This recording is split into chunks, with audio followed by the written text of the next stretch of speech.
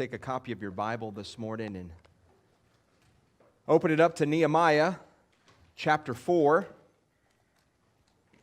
Nehemiah chapter 4. I heard about this fictional story where one day Satan was having a yard sale. And he had all of his tools out on this table. And all of them were quite pricey and expensive. There was pride, there was anger, there was arrogance, hatred, jealousy. But off to the side, there was one tool that had a big sign that said, "Not for sale." And this tool was worn out, it was old, it was well used. Well, somebody came up to Satan and he says, what's up with this tool over here? What's it used for and why is it not for sale? And Satan said, that's my main tool. I could never sell that tool. That tool is called discouragement. And I use it to pry people's hearts open. And when I get in, I can do pretty much anything. How true.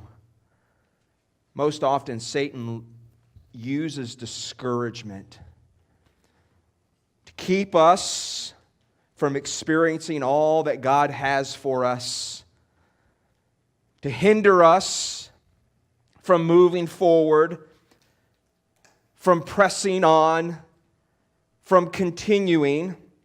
In fact, someone once said that you don't determine a man's greatness by his wealth or talent. You determine a man's greatness by what it takes to discourage him.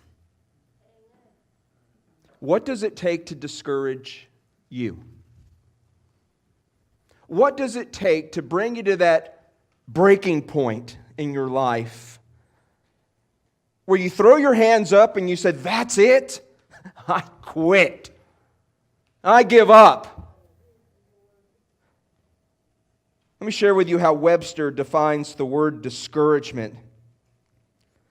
Discouragement is the state of being deprived of confidence, hope, spirit, or courage. You see, when we're discouraged, we have lost the motivation to move forward. When we're discouraged, we don't want to continue. You see, when the mountains seem too steep to climb, and the valleys look too dark, and the battle seems too fierce to fight, we would rather give up than fight, than press on. We would rather throw our arms up and say, "That's it." Now, at times, we all face discouragement. In fact, somebody has said that discouragement is like the common cold of emotions. And it's true. Most often, discouragement comes when you do all the right things. You give it your all, you work hard, and then you experience very little or poor results in return. For example, you watch what you eat. You eat healthy. You diet. You exercise. You're meticulous and religious when it comes to trying to lose weight. And you work hard and you've built sweat equity into this and you step on the scale. And instead of the numbers going down, it goes up. You get discouraged. Or you practice. You give it 110% in practice and you work and you work and you work. And then come game day, you still lose. Or a parent who parents their child and pours their life into their child and does the best they can in parenting their child, raising their child the right way, and then your child rebels. And you feel discouraged. In fact, some of the greatest people in the Bible faced times of discouragement. Job. Job felt discouraged when his wife and his friends couldn't understand. They couldn't relate as to what Job was going through. Oh, they tried to be helpful, but basically they were just blaming Job. They weren't that helpful. But Job was discouraged because his friends couldn't understand what he was going through. Not just Job, Elijah. Elijah became discouraged in ministry. If you remember on Mount Carmel, when God poured out miracle after miracle, Elijah was thinking, man, the people are going to respond. There's going to be great revival. Man, people are just going to be turning to the Lord as a result of this. And it didn't happen as Elijah had planned. And so we find Elijah fleeing for his life, and he's discouraged. In fact, he's so discouraged and depressed that he just wants God to take him out of the game. I give up, God. Moses got discouraged. Jeremiah at one time felt discouraged. In fact, he lost hope. He thought God was against him. David many times felt discouraged. Listen to what David said. He says, I am losing all hope. I am paralyzed with fear. Maybe that's you this morning. You're at a place in your life, you're at a situation in your life, you're at a point in your life where you're just like this, I'm losing all hope. All hope. I'm paralyzed with fear. I remember the days of old. I ponder all your great works, and I think about what you have done. I lift my hands to you in prayer, God. God, I'm at the end of my rope here. I'm at my breaking point. I'm overwhelmed. God, I'm praying to you. I thirst for you as a parched land thirsts for rain.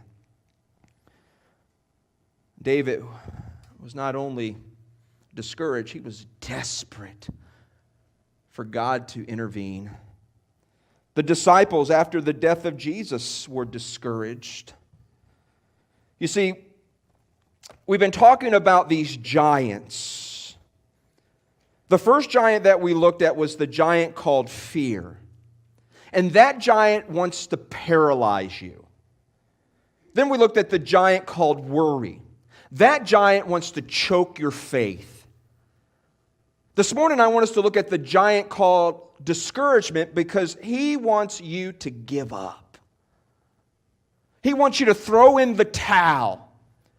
He wants you to throw up your arms, throw up your hands and say, that's it, I quit. That's what he wants you to do. That's his chief aim. That's his goal. Today I want us to look at 4 common causes of discouragement and how we can overcome discouragement. Nehemiah chapter 4, we see a great story with great spiritual truth on the causes of discouragement and how to overcome discouragement in our own life. Look at verse 6. This is an entry from Nehemiah's journal. He says, at last, the wall was completed to half its height around the entire city, for the people had worked with enthusiasm. But when Sanballat and Tobiah and the Arabs, Ammonites, and Ashdodites heard that the work was going ahead and that the gaps in the wall of Jerusalem were being repaired, they were furious. They all made plans to come and fight against Jerusalem and throw us into confusion. But we prayed. We prayed to our God and guarded the city day and night to protect ourselves. Then the people of Judah began to complain. The workers are getting tired, and there is so much rubble to be moved. We will never be able to build the wall by ourselves. Meanwhile, our enemies were saying, before they know what's happening, we will swoop down on them and kill them and end their work. The Jews who lived near the enemy came and told us again and again, they will come from all directions and attack us. Do you know when typically discouragement will come? It's always at the halfway point. It's never at the beginning, and it's not at the end. It's always midpoint. That's when we get discouraged. Look at verse 6. Verse 6 tells us that at last the wall was completed to half its height around the entire city. For the people worked with enthusiasm. Man, they were full steam ahead, great guns, they were working, everything was working. They get halfway through the project, and then discouragement sets in. How true that is for us. It's always at the midpoint. It's always halfway when we get discouraged. It's never at the beginning. Think about that. If you ever started a project at home, maybe it was a paint project at home or a renovation project at home, and you start, you got all this energy, enthusiasm, and you're working and you're working and you're working. You get about halfway through, and then you kind of take a step back and you're like, man, we've only gotten halfway through the project. We still have a long ways to go. We still have another half the room to do. We still have half the project to do. Man, we're tired.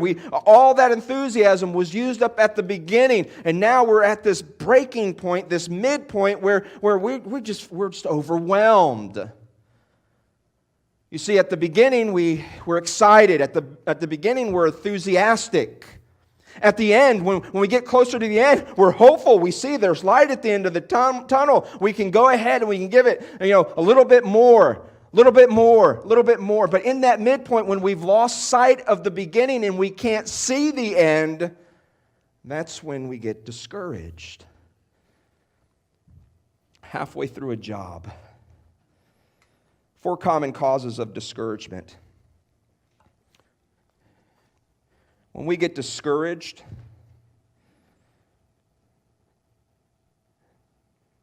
it's when we're exhausted. We get discouraged when we're exhausted, when we're tired, when we're worn out, when we're spent physically. You want to give up. Look at verse 10. Then the people of Judah began to complain. Here it is. The workers are getting tired. They're physically exhausted. Mind you, they're only halfway through the project. They're not done yet. They say it took about 51 days to build the wall. They're only halfway through, so they've only been working on it for about a little over a month, day in and day out, and they're exhausted. They've been given it all that they have and all that they've got to work on this wall. They are tired. I would propose to us this morning that when we get exhausted, that's an opportunity for us to become discouraged. When we are overworked physically, that's an opportunity for us to be overwhelmed emotionally, to be discouraged, to want to give up.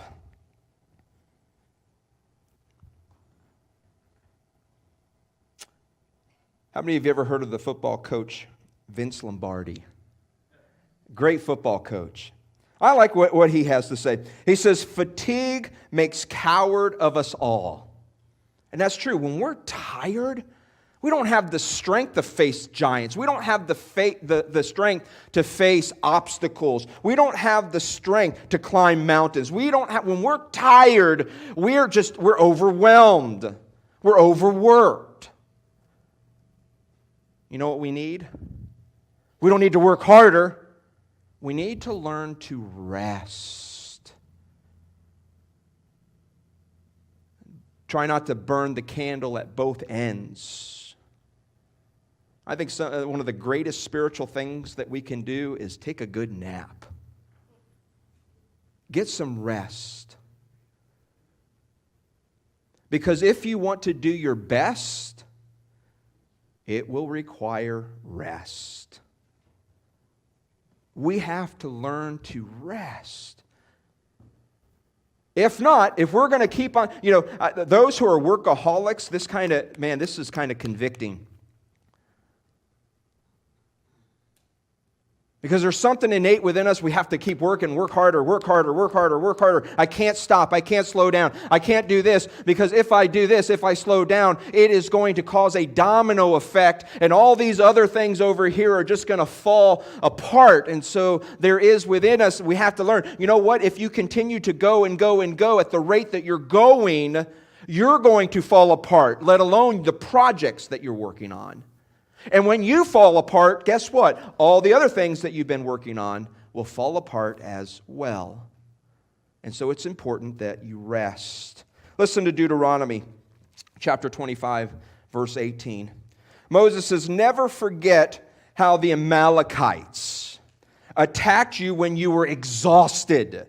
That's when God's people were attacked. They were attacked when they were tired, not when they were well rested. Not when they were ready, not when they were strengthened and encouraged. No, but when they were exhausted, when they were weary, and they struck down those who lagged behind. How true. So we become discouraged when we are exhausted. Number 2, we get discouraged when we're frustrated. Not just when we're tired, but also when we're frustrated. Look again at verse 10. The workers are getting tired, and there is so much rubble to be moved. Now, here's why they're frustrated. They've been working so hard for so long, and as they take a look at the progress that they're making, their focus is not on the progress, their focus is on the rubble, the garbage, the trash.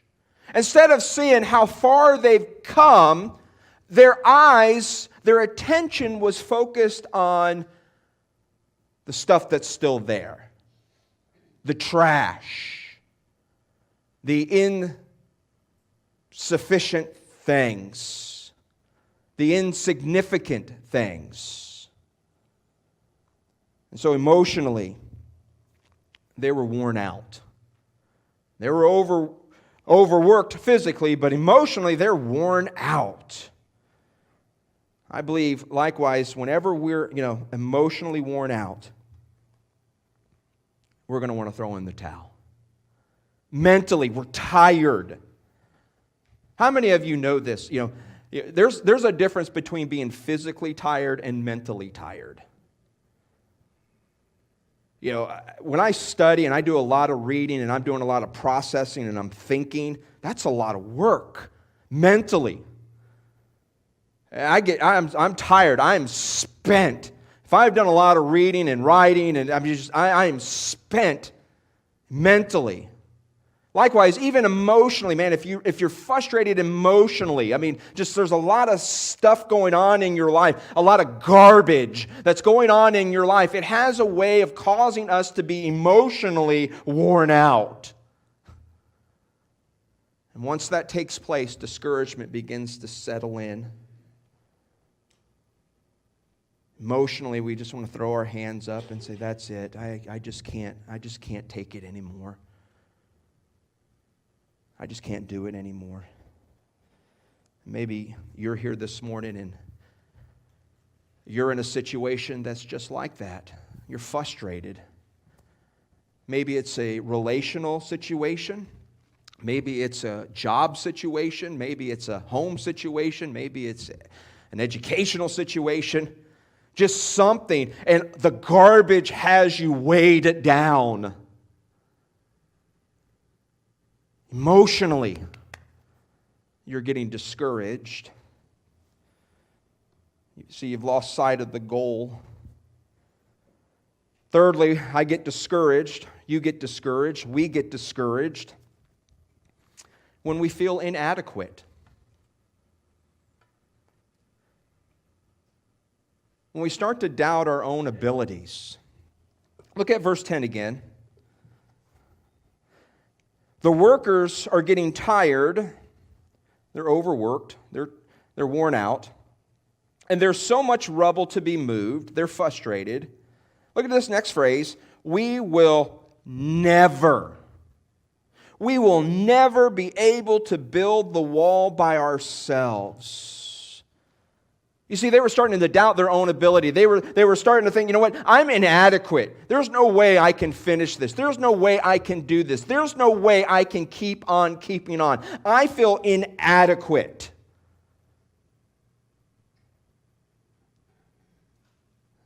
Whenever we get to that place where we feel that we're inadequate, discouragement likes to sneak itself in there. That's the tool that Satan used to say, yeah, you're right. You know what? Not only are you inadequate, you're a failure. You're a waste. I don't even know why God would even trust anything with you. You just let God down.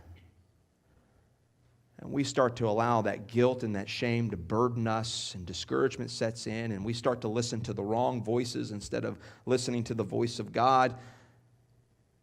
We start to think about the wrong things instead of thinking upon the Word of God. And as a result, we throw our hands up and say, you're right. I am inadequate. I'm a failure. In fact, next week we're going to talk about the giant called failure.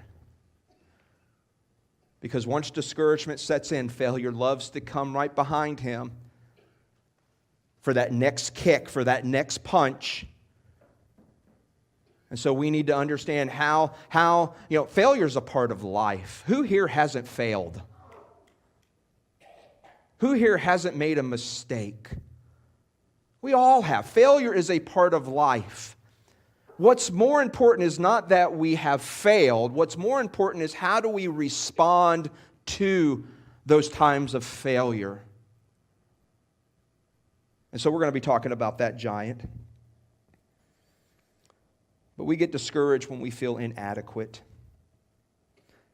Fourthly, we get discouraged when the opposition grows stronger. When there's so much opposition against us, when we're tired physically, when we're emotionally worn out, when we feel inadequate, and now on top of that, we have this opposition against us. It's just keeping us down, keeping us back, holding us back, fighting not for us and with us, but against us. Look at verse 11. Nehemiah says, meanwhile, our enemies were saying, before they know what's happening, we will swoop down on them and kill them and end their work. Well, that's not too encouraging, is it? That's pretty discouraging. Put yourself in the worker's shoes. Suppose you were there. You've been tired. You've been working on this wall day in and day out. There's so much rubble. There's so much garbage, so much trash. It still has to be dealt with. You're inadequate. You feel, I can't do it anymore. And then on top of that, you have these people saying, before they know what's happened, we're just going to kill them. We're just going to attack them. It's pointless as to why they're building this wall. This wall was supposed to secure them. This wall was supposed to fortify them, but it doesn't even matter. Even if they build it, that wall's not going to last. That wall will fall down. It will crumble. Even if a fox runs across it, that wall will be ruined. We're going to attack them. We're going to kill them. That's kind of a demotivation right there. That's discouraging. Well, you know what? We kind of expect that from our enemies. That, to me, doesn't surprise me. And it doesn't alarm me. This next verse does, though. Verse 12. Nehemiah says, the Jews who lived near the enemy came and told us again and again, they will come from all directions and attack us. Now, what alarms me about this verse is that these were the Jews. These were God's people. These were the same people in the same camp that were coming to the workers, to those who were tired and emotionally spent. And they're not helping. They're not saying, hey, let me help you. Let me clear this way for you. Let me do this for you. Let me do that. No, they come right alongside and they're not encouraging one bit. They're discouraging. And they say, guess what? They're still going to attack us. Over and over again, they kept coming with this discouraging message. Not a message of encouragement. Let me say this. Our words are so powerful. Amen. With our words, with the words that we speak, we can either bring life or bring death. With our mouth, with our words, we can either speak blessing or curse. With our words. And that's why I believe it's so important for us as God's people not to be like this group. This group that lived near the enemy. Notice their position. They were closer to the enemy than they were to the center of the camp here. But they lived near the enemy. And they came and they told us again and again, they will come from all directions and attack us. That's sad. The opposition was growing stronger and stronger and stronger. And that may be you this morning. Maybe you have some friends like this. Just some really discouraging people. That's why I always say, be careful who you hang around. If you want to be discouraged, hang around discouraging people. If you want to be encouraged, hang around encouraging people.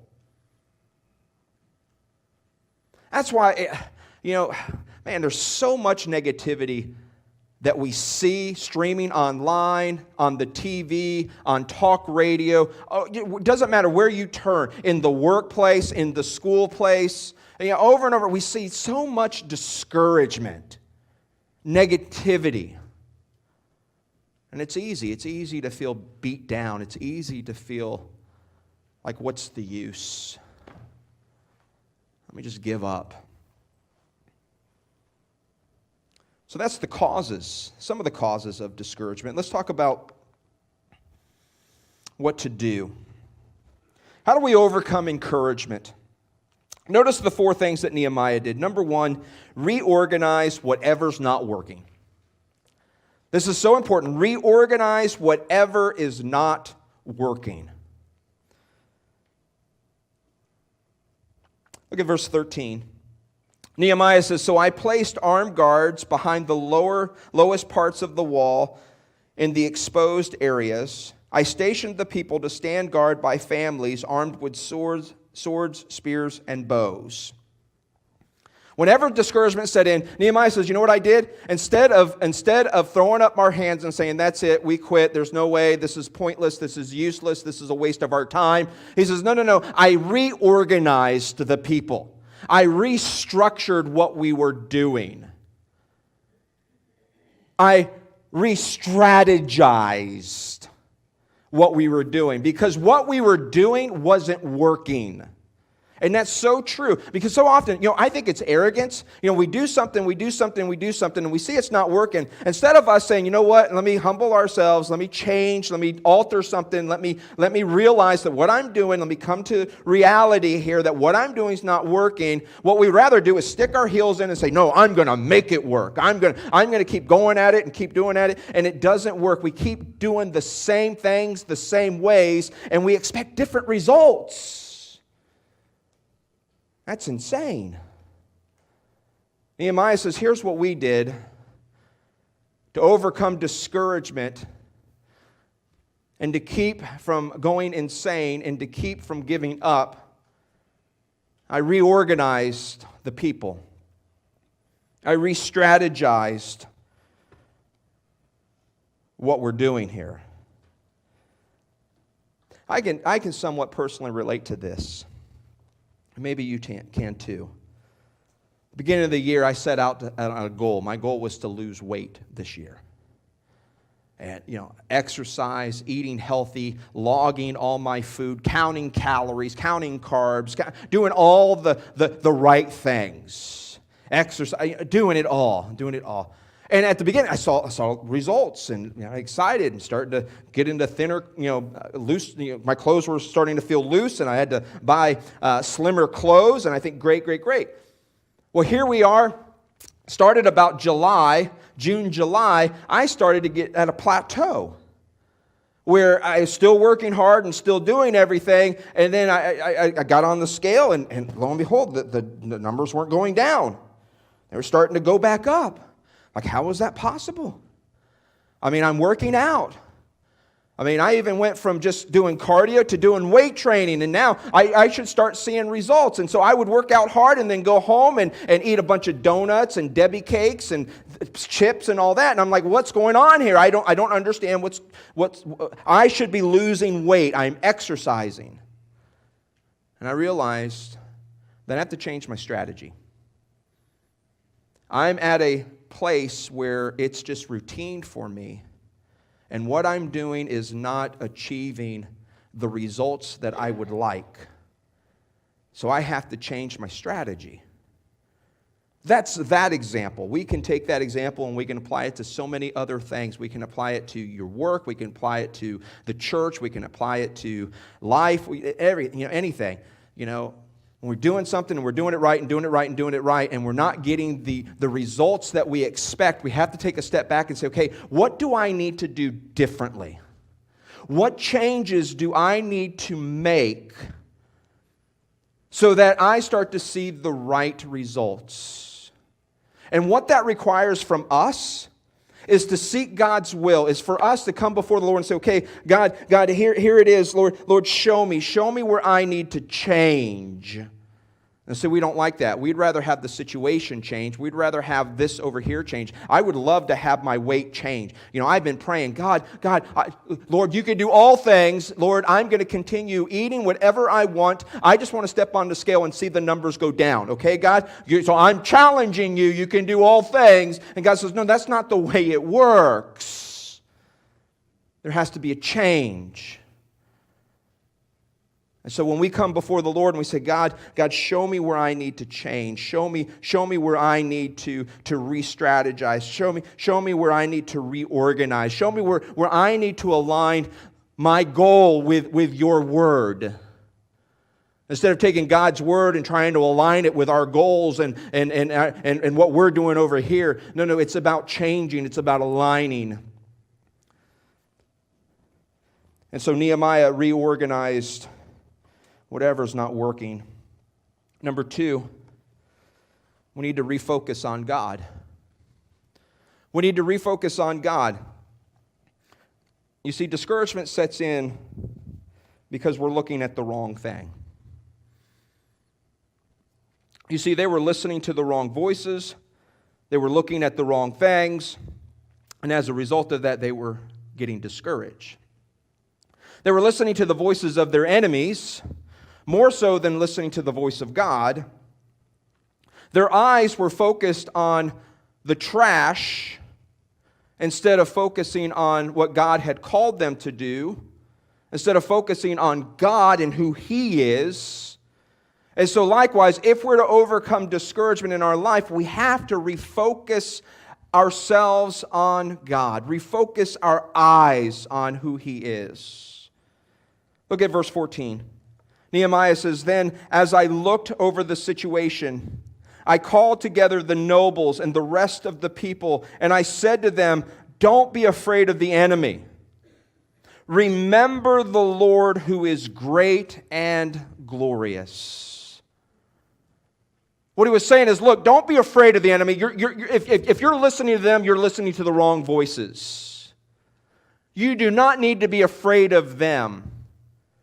But Nehemiah says, look, what I want you to do is I want you to remember the Lord. I want you to refocus on the Lord. I want you to recall how the Lord has been so great and glorious to us.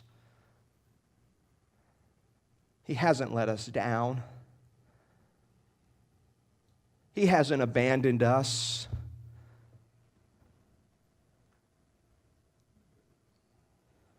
Let me give you some verses. You want to write these verses down. Psalms 138, verse 3. David says, as soon as I pray, you answer me. You encourage me by giving me strength. What a wonderful promise. David says, listen, when I'm discouraged, God, I pray to you. I call out to you.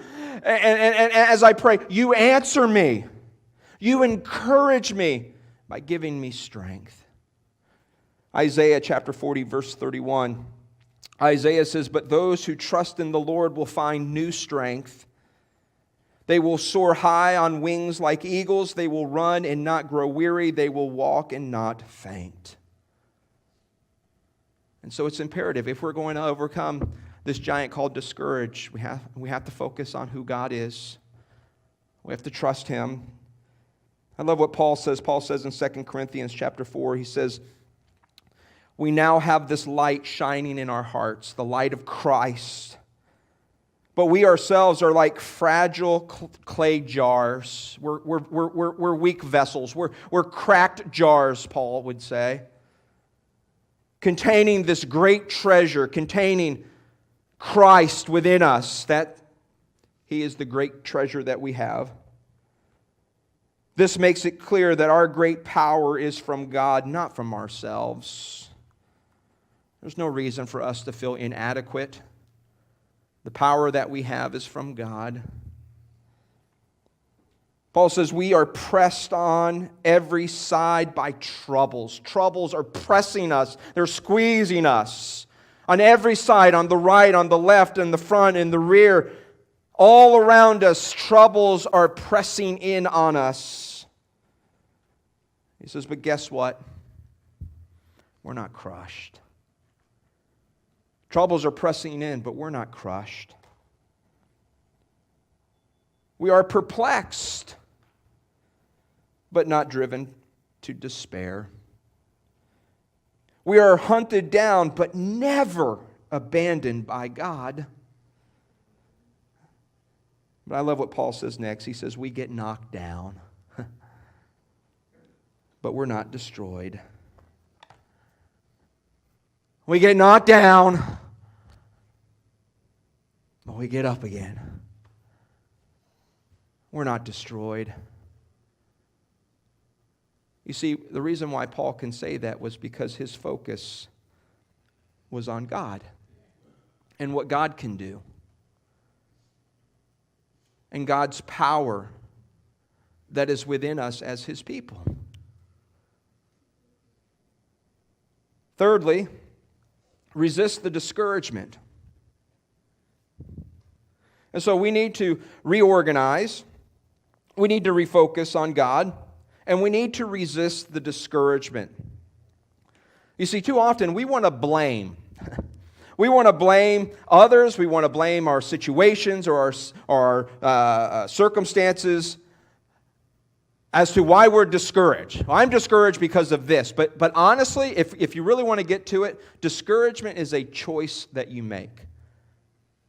Discouragement is a negative response to a disappointment. You choose to be discouraged.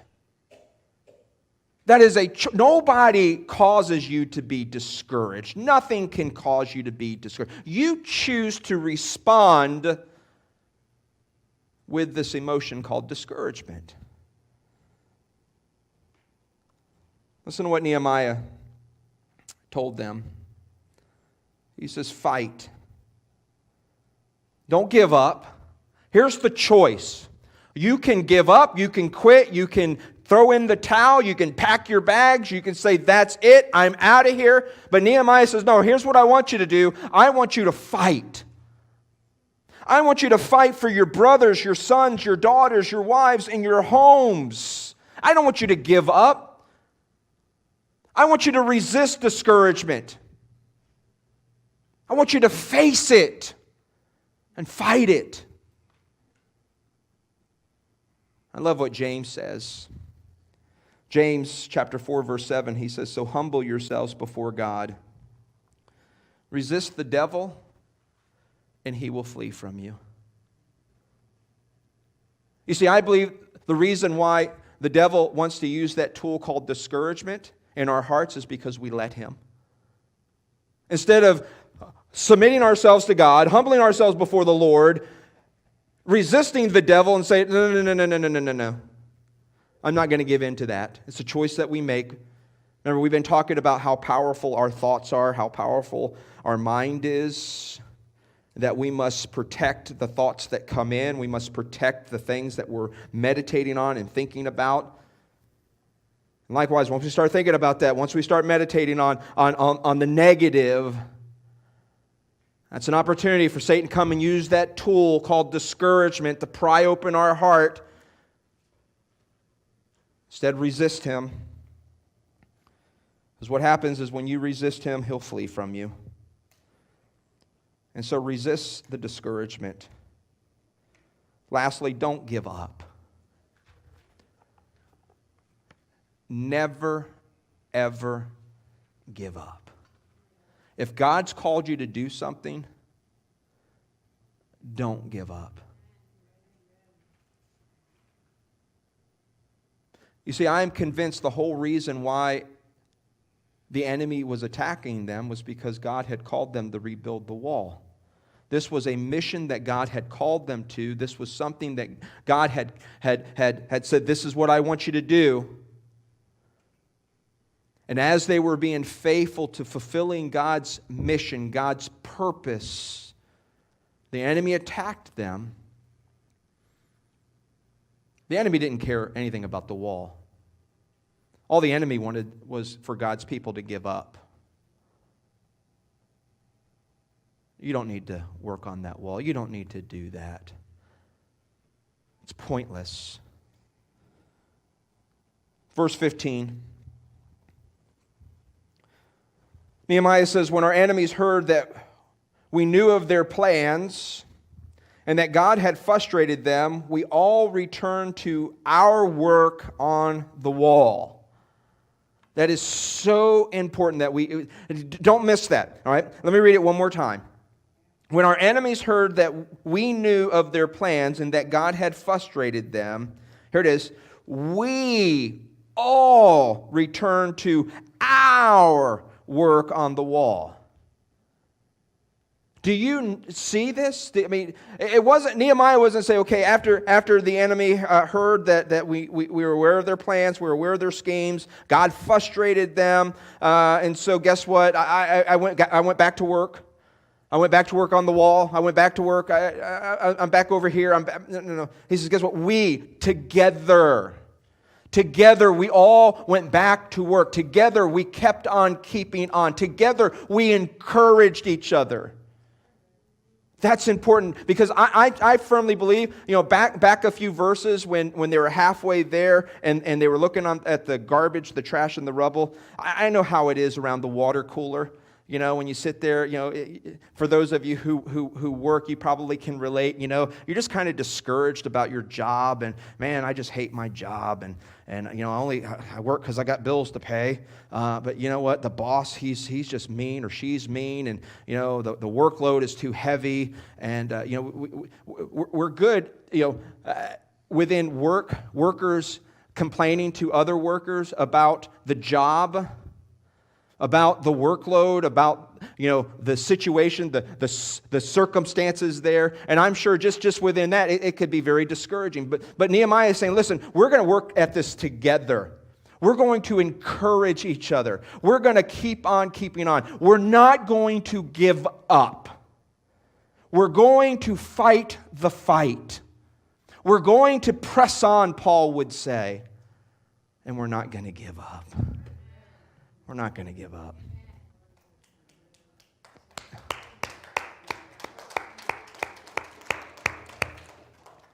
Don't ever give up.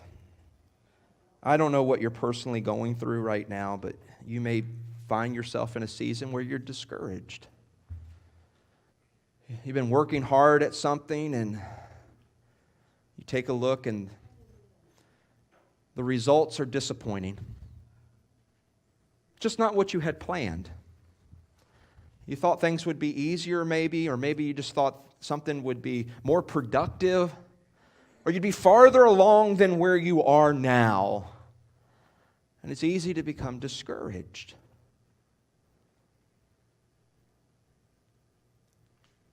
Let me encourage you this morning. Come to the Lord. Bring your discouragement to Him and exchange that for His encouragement. See, you don't have to leave this place discouraged this morning. But if you do, that's your choice. Let me encourage you to trade that in for His encouragement. Maybe your heart is just overwhelmed. I love what Jesus says. He says, "Come to me, all you who are heavy laden, who are tired. Come to me, and I'll give you rest." Would you come to Jesus this morning? Every head bowed and every eye closed.